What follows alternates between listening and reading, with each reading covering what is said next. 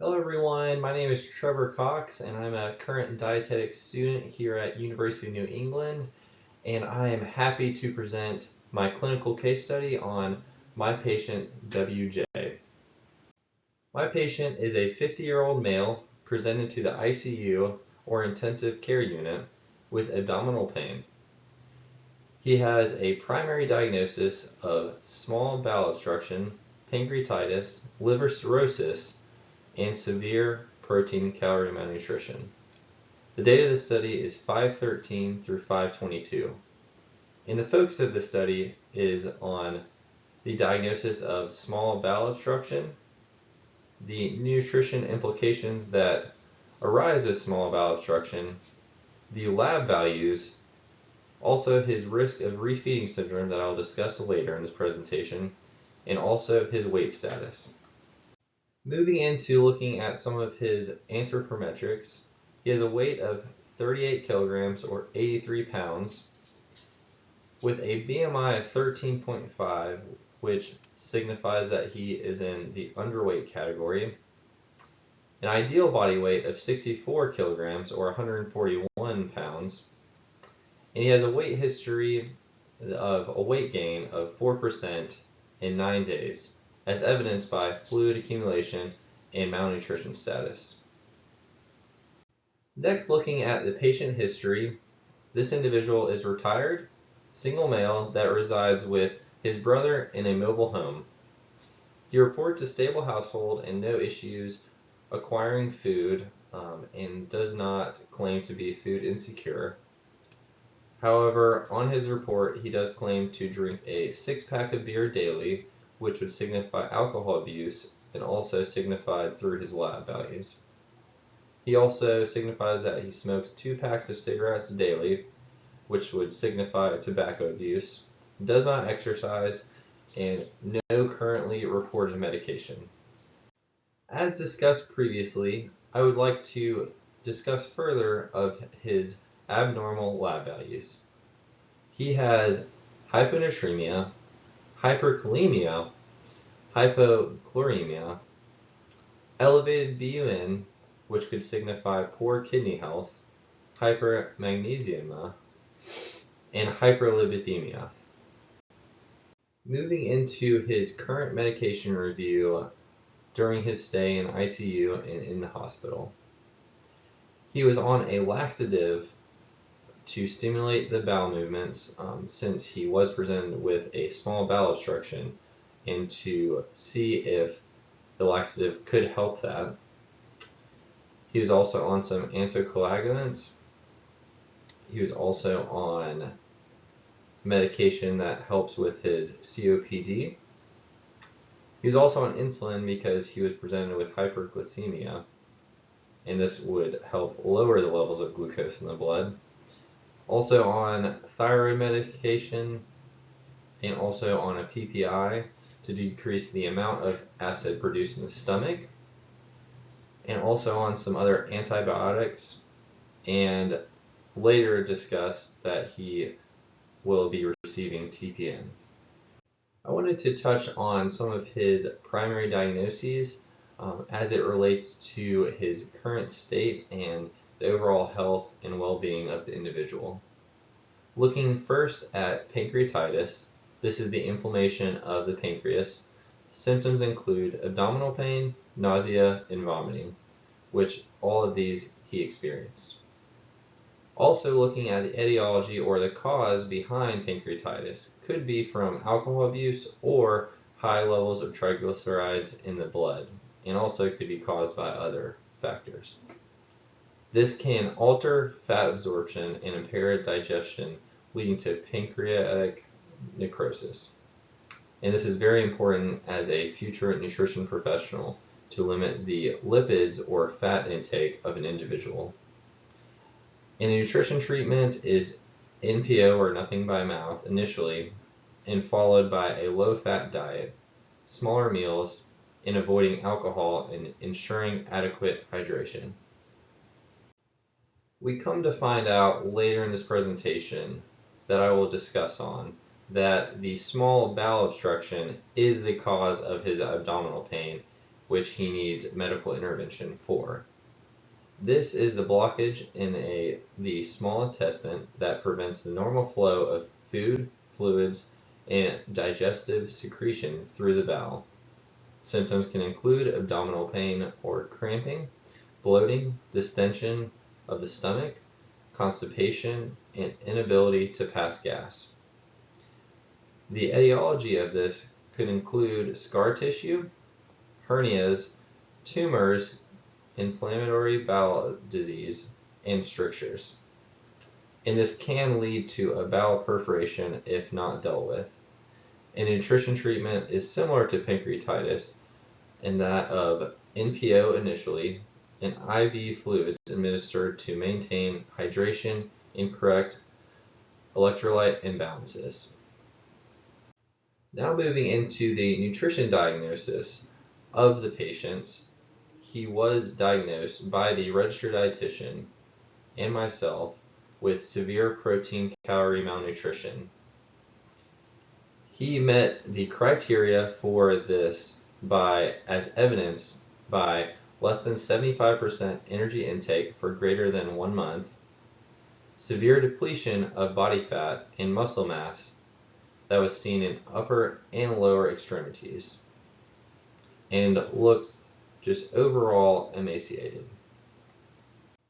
As discussed in the anthropometrics for this patient, he has a very low body weight and a very low BMI that would signify that he is underweight, which could be the cause of many things, but we primarily look that this patient has not been consuming adequate nutritional intake for quite some time. And this can put him at risk for refeeding syndrome. This is a potentially life-threatening condition that can occur when a malnourished patient is aggressively fed, meaning that nutrition is introduced too quickly and the body does not know how to react to this. This could lead to shifts in fluid and electrolyte levels in the body. Looking at the Aspen guidelines for refeeding syndrome, we see that clinical biomarkers are serum phosphorus, potassium, and magnesium. And we can see the signs of refeeding syndrome as a decrease of 10 to 20%, 20 to 30%, or greater than 30%, and or organ dysfunction. And this could be signified as mild, moderate, or severe. And the nutrition professional and interdisciplinary team should initiate nutrition at a maximum of 40 to 50% of estimated energy needs initially to see if the patient can tolerate this. This patient was admitted to the ICU with abdominal pain. Later we discover through a CT scan that he does have a small bowel obstruction. The medical professional decided that it would be best to perform an exploratory laparotomy with a small bowel resection. This was performed on day 2 of his stay in the ICU. This is an abdominal incision to gain access to the peritoneal cavity to identify the cause of the abdominal pain. Once the etiology was determined, signifying that this patient does need a small bowel resection, further surgical intervention is necessitated. For WJ, a small bowel resection was required to resolve the small bowel obstruction. The surgeon then identified, clamped, and subsequently removed the portion of the small bowel that was causing the blockage. Due to the inability to use the gastrointestinal tract, a PICC line was placed on day 6 of his stay. This is a peripherally inserted central catheter, or a PICC line, and this is a long, thin, flexible tube that is inserted into a peripheral vein in the arm, typically the upper arm.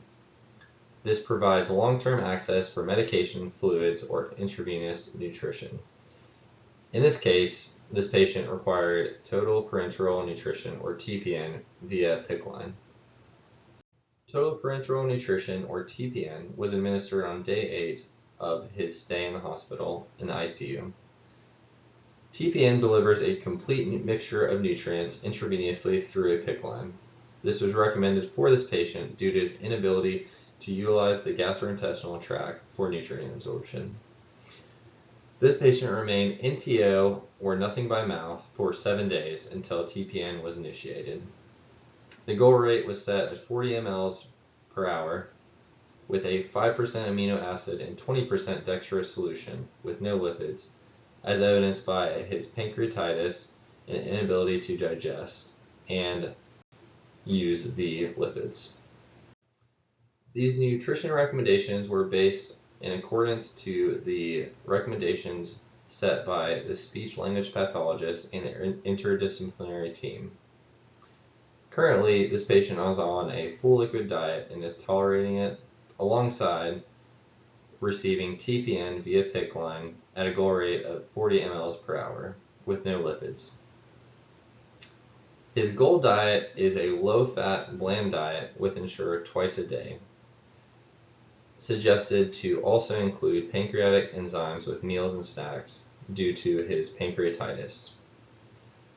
Likewise, this patient is recommended to consume a multivitamin, thiamine, and folic acid due to his malnutrition status and to assist with his nutrient needs. Next, looking at the estimated needs, this was based on his actual body weight of 38 kilograms or 83 pounds. Looking first at his estimated energy needs, his low needs are 1,140, and his high calorie needs are 1,330. And this method was using the 30 to 35 kcals per kg based on his malnutrition status and also his BMI. His protein needs are 38 to 45 grams, method 1.0 to 1.2 grams per kilograms. And fluid needs are 1,140 to 1,330 milliliters using 30 to 35 mLs per kg. The reasoning for this is the risk of refeeding syndrome and his diagnosis of severe protein calorie malnutrition, and this will be progressed as tolerated.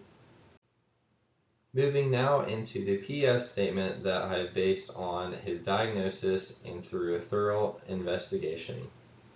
Severe protein calorie malnutrition related to decreased appetite secondary to small bowel obstruction, as evidenced by PO intake less than 75% of estimated energy intake, and severe muscle wasting and fat loss in upper and lower extremities, and a BMI of 13.5. And to summarize this case study, I would like to just move through it and to discuss the key points from this case study.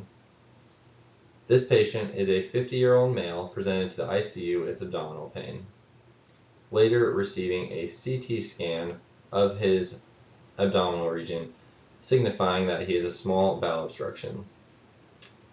This patient active problem list includes small bowel obstruction, pancreatitis, and severe protein calorie malnutrition that was diagnosed by the registered dietitian. His current nutrition interventions include TPN and a full liquid diet, and looking to progress and to wean off of the TPN as tolerated and able to meet his nutrition needs via mouth. WJ had the following procedures: an exploratory laparotomy, small bowel resection, and a PICC line place for nutrition support. Patient is currently tolerating diet and will continue to advance as able. Physician states in medical chart that the patient will be discharged once able to tolerate goal diet and lab values remain stable and no other issues arise during his stay. Thank you for your time to listen to my case study. I hope that you enjoyed and you were able to learn something.